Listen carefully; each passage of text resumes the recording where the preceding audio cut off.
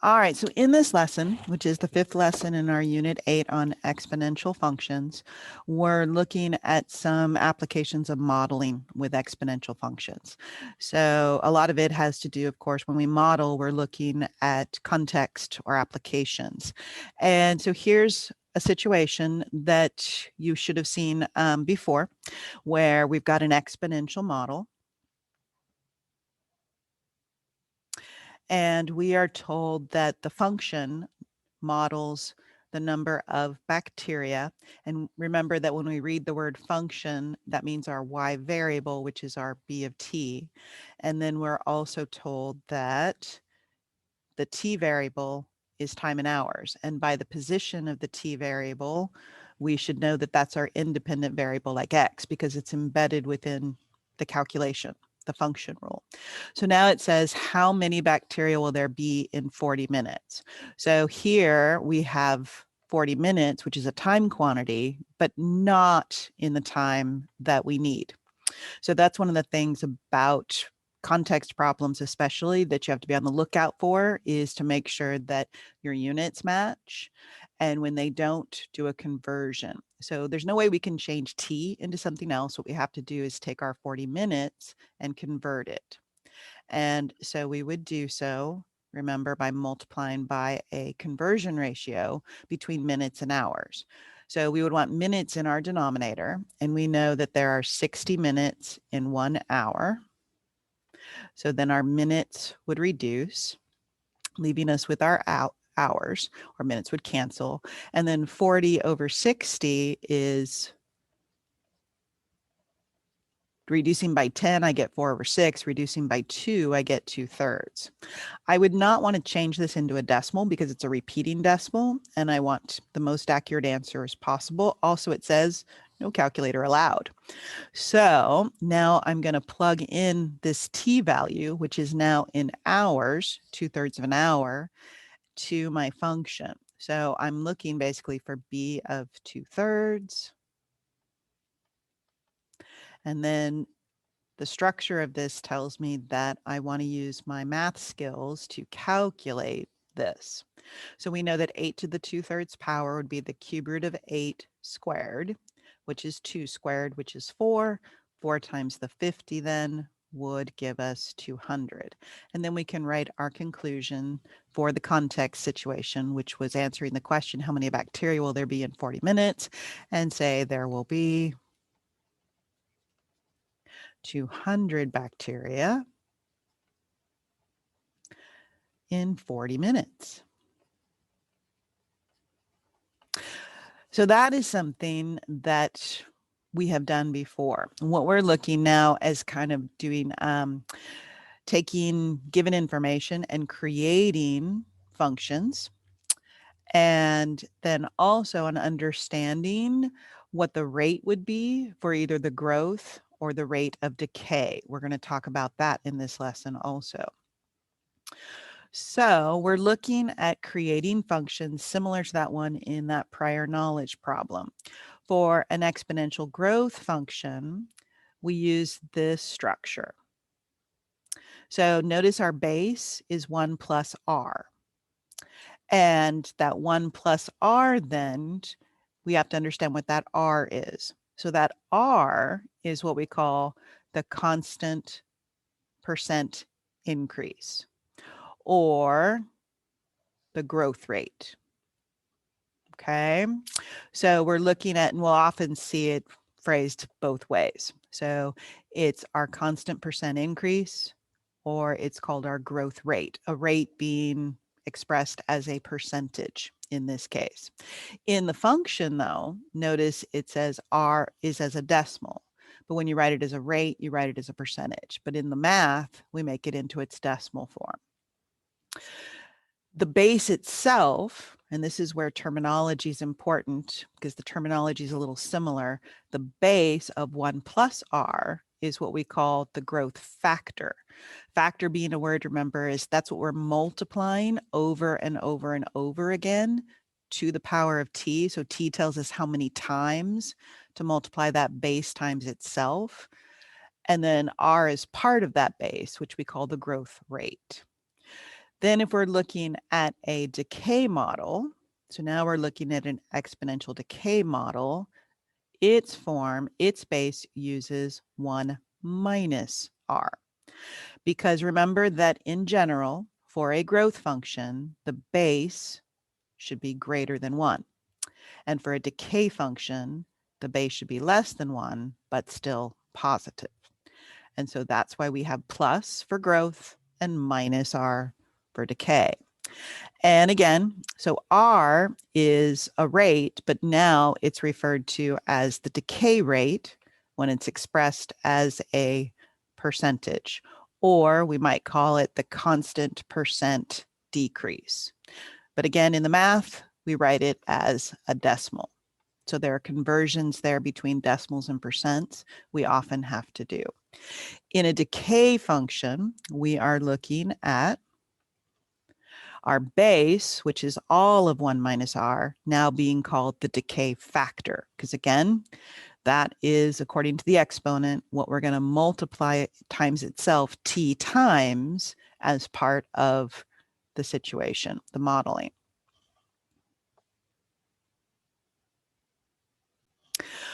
All right, so this is just kind of restating some of the key stuff from the previous slide that we'll be most interested in for some of our problem solving.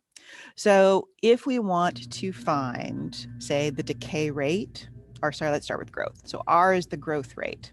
Then what we need to do is set the 1 plus R equal to the base value of the function and solve for R. Now R at this point will be a decimal. So then we need to convert it to its percentage, which will now be its rate format. If we're dealing with a decay model, so now R is our decay rate, then to figure out what R is, we want to set 1 minus R equal to the base value and solve for R. It will again be a decimal, so we'll have to convert it to its percent, so it's now in its rate form. So again, remember that for growth, our base, which is 1 plus R, so this is our base, must be greater than 1. For a decay model, our base, which is 1 minus R, will need to be less than 1.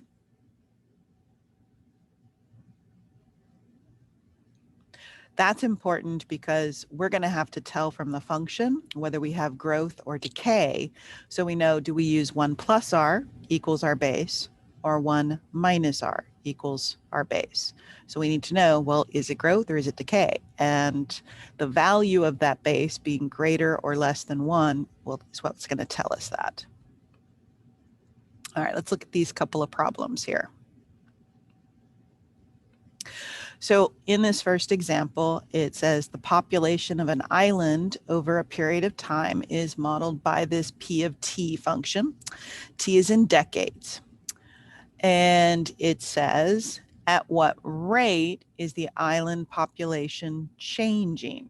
So we're looking, that's our either growth rate percentage or our decay rate percentage. Is the population increasing or decreasing?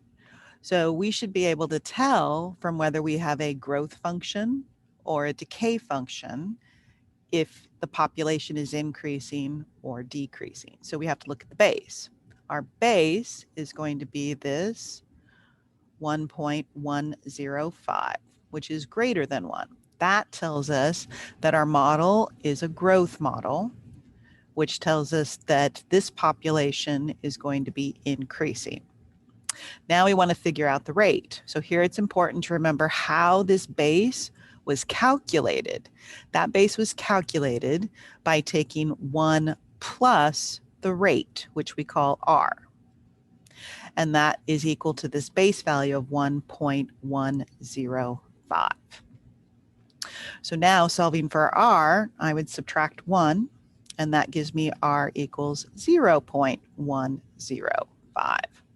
So now, like I said, now it's in its decimal form. So now we have to convert it to its percent form.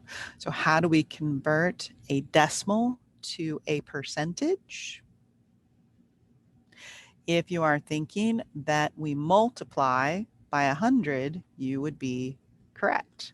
And that's going to move this decimal point over 2, giving us 10.5%. So now we're going to answer both questions. So I'm going to say, and I can word it so that I answer them both at the same time. So I'm going to say that the island population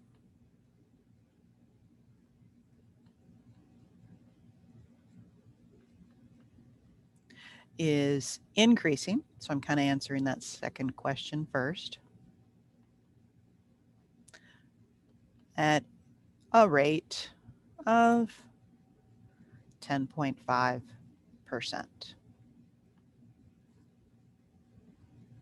like so.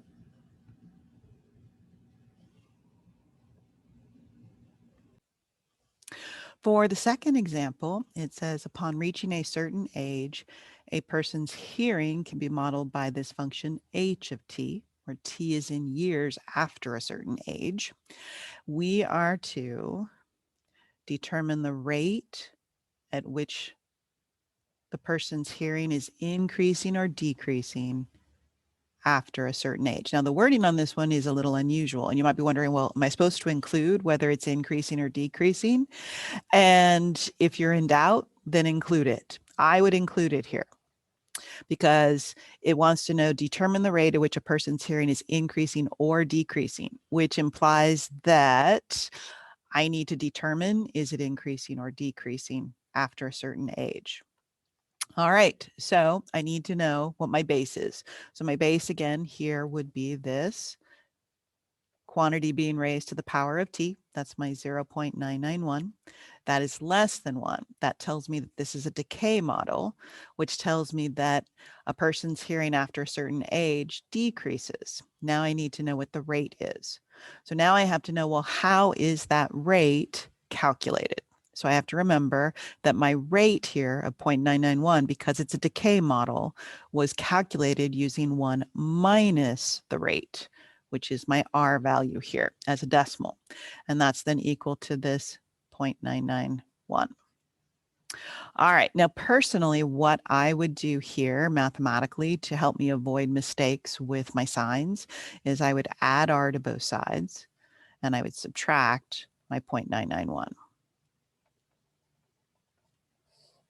So now I'm going to get R over here, and the math over here is 1 minus this 0.991, which remember this would be 1.000 minus 0.991 if no calculators allowed. I think a calculator is allowed in these problems though. I just don't have mine handy. So let's see, what is this going to be? So I have a 9, a 0, a 0, and so I get 0.009. Now remember, this is the decimal form of my percentage. So now I have to convert it to that percentage, again by multiplying by 100, which moves this decimal point 2 places to the right and gives me the decimal point 9, which is now a percent, which is less than 1%. Perfectly reasonable.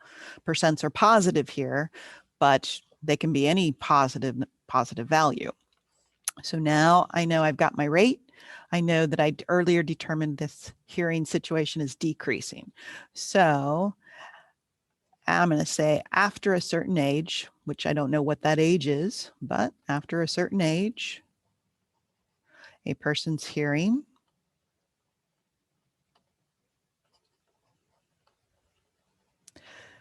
decreases at a rate of 0.9%. Thankfully, not a huge rate because not being able to hear can be very frustrating.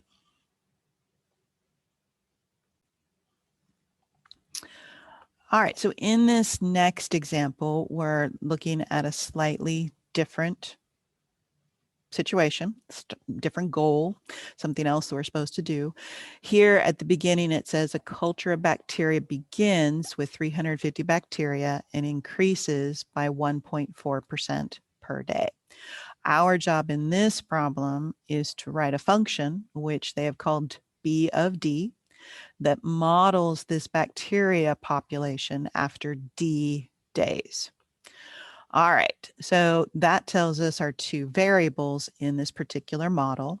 Remember that in general here, going back to this previous information, so this right here gives us the structure, but we're using B of D and D, but the A and the 1 plus R, or the A and the 1 minus R, they're going to be, what stays the same. We have to figure out here, are we looking at growth or decay? So this says it increases. We have to recognize our 1.4% is our R as a percentage. And so our structure of our function will be B of D equals A times 1 plus R, because an increasing would mean we have growth, to the power of D, because our independent variable is D in this model. Remember that the variable here inside the parentheses and the variable on the other side of the equal sign must be the same.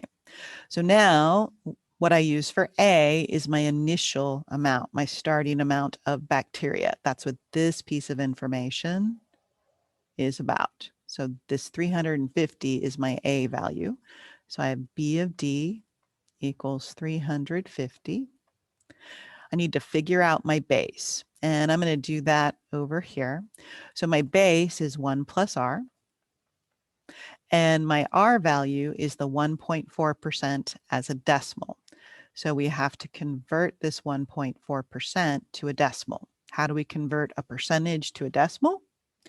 Well, it is the reverse of what we were just doing. So hopefully you are thinking we would divide by 100.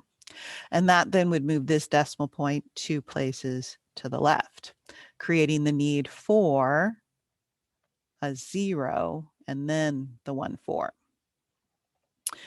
So now my base is going to be 1 plus this 0.014, which will become 1.014. And so now I have 1.014 to the power of D. And there's my model.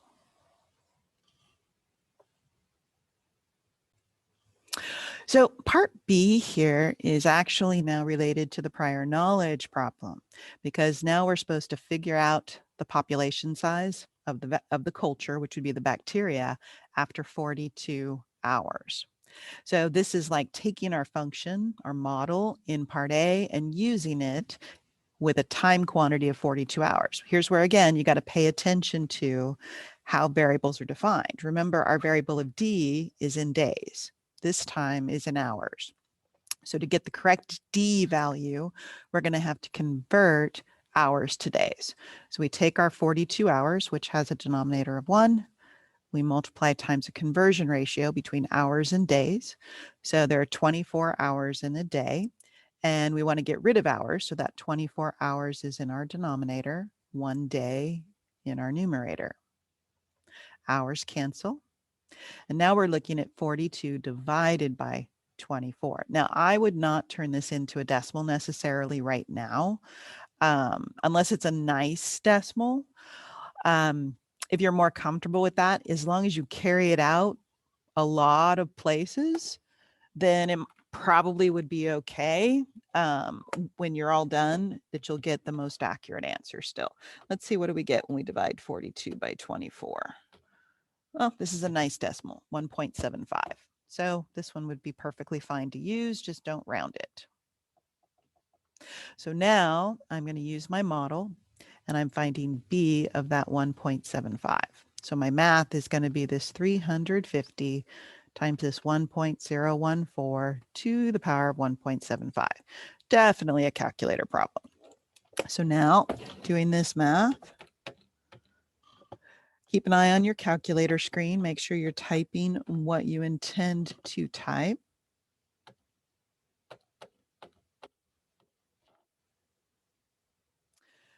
Now, and then notice there are no rounding instructions. That's because the context should tell us how to round.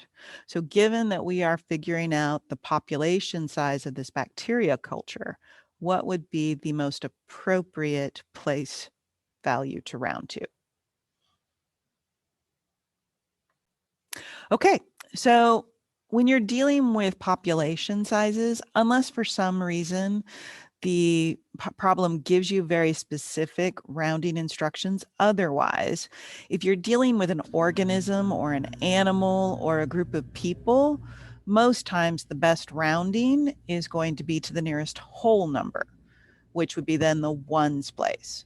So if you're thinking the ones place, that would be correct. That's what we would round to here. It makes the most sense because you can't have part of a bacteria. You've either got a whole one bacteria or no bacteria. And so whole number makes the most sense. So here, when I'm looking at this, I've got 358.6199, so on and so forth. And so I would look at the tens place to decide, does the 8 stay an 8 or go up to a 9? Remember the rounding rules. If the next number is from 0 to 4, the previous number stays the same. When the next number is from 5 to 9, the previous number goes up. So here our 8 will become a 9, giving us about 359. So it's, kind of an estimate, but it makes the most sense to round there to say, okay, yep, we're going to have this many bacteria. So I'm going to say after 42 hours,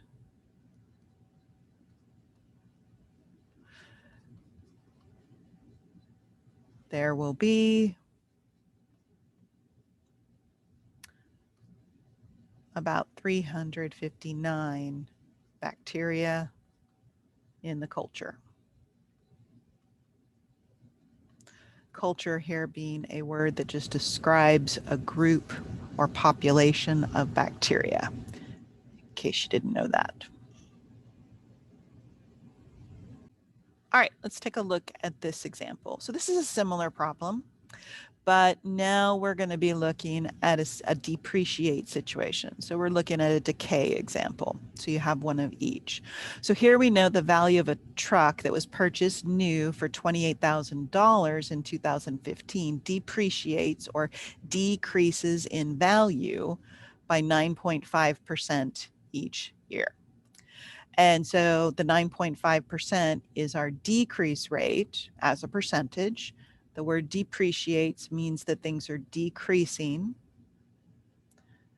And so we have a decay problem. So what I'm looking at here in this, my model that I'm supposed to write in part A is V of T is my model for the value of the truck. And I'm told T is years since 2015. So we think of T as in years, but the first value of T would be 2015. All right. Or actually, T is a quantity of years since 2015. So 2015 would be like year 0 is what I mean there.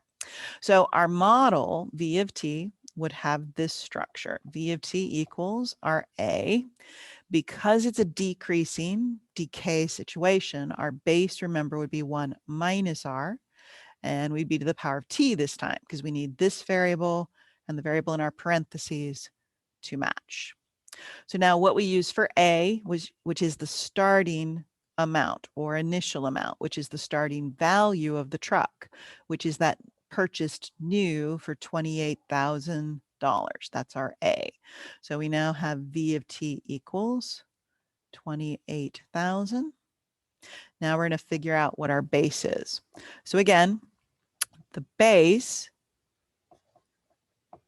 is 1 minus R for a decay. Our R is 9.5%. We've got to again take that and convert it into a decimal. So that would be again dividing by 100, which moves our decimal point back to, giving us 0.095. So our base is now 1 minus 0.095. I'm going to use a calculator on this one since I've got it handy now. 1 minus that decimal. I get 0.905. 0.905. So this is what I'm going to use for my base. And notice that it is less than 1, which makes sense for a decay, and then to the power of t. So that then gives me my model. So now I am supposed to estimate the truck's value or worth in the year 2027. So this is where understanding that T is years since 2015 is important. So that means that to figure out what T value I should use, I'm going to have to subtract that 2015 starting year, the year it was purchased, from my year of the problem of 2027. And looks like that's going to give us 12 years. So there have been 12 years that have passed since it was purchased. So now I'm looking for V of 12. What's the value after 12 years, or 12 years after it was purchased? So I've got this 28,000 times my 0.905 to the power of 12. All right, so now, again, there are no rounding rules here. So we're looking for a worth or value, which is a dollar amount. So given no rounding instructions, what do we think would be the best way to represent our dollar amount, the most accurate way? Where would we round to? All right, so let's take a calculator and see what we get here.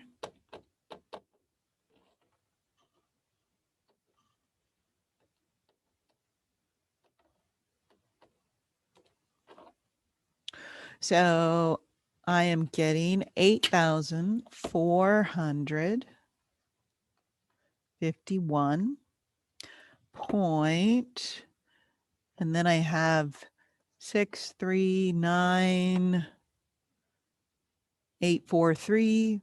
So again, for the most accurate dollar amount, that would be where we put pennies, which is in the hundredths place. So the 9 tells us that 3 is going to change to a 4.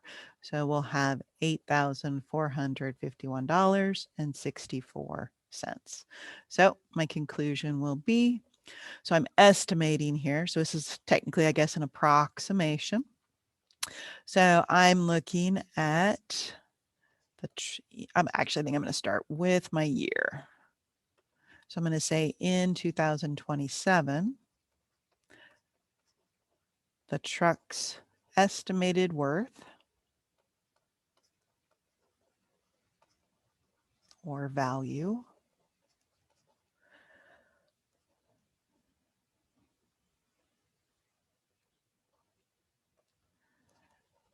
is $8,451.64.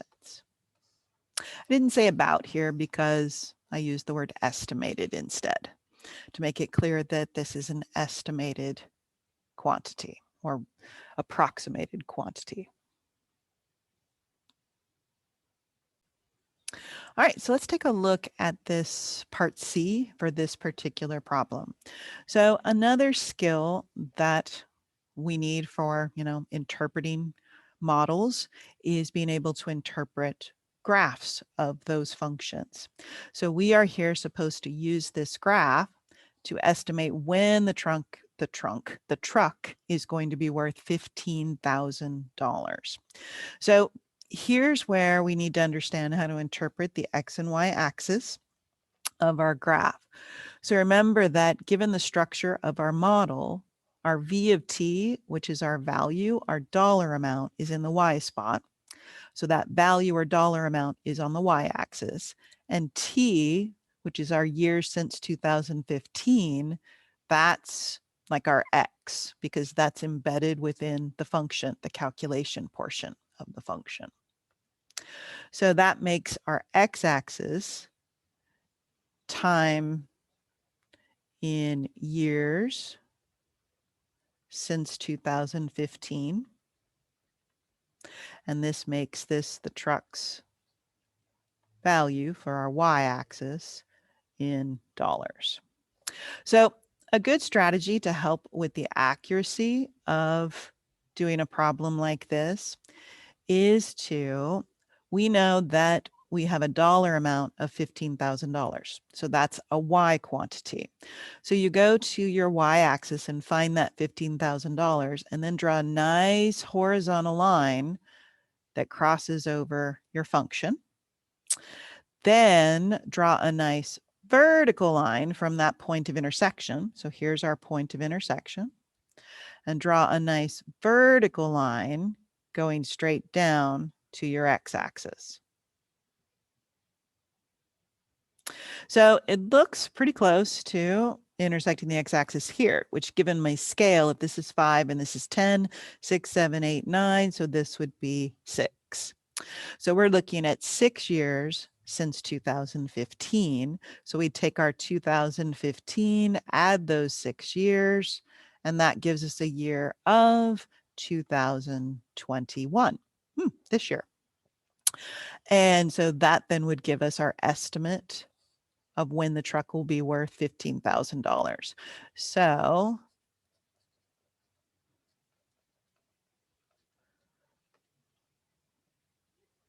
now remember, the $15,000 is not the estimate. The year is the estimate. So I would say the truck maybe will be worth $15,000.